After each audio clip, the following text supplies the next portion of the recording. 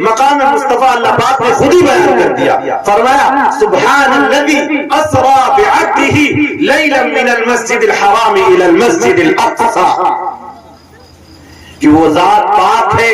جس نے اپنے بندے، عبدیت کا لفظ، جس نے اپنے بندے کو راتوں رات مکہ شریف یعنی مسجد حرم سے اٹھایا اور سوار کیا اور مسجد اقصی سے ہوتے ہوئے آسمانوں کی بلندی پر لے کر کے چلا گیا، اور اتنے قریب لے کر کے چلے گئے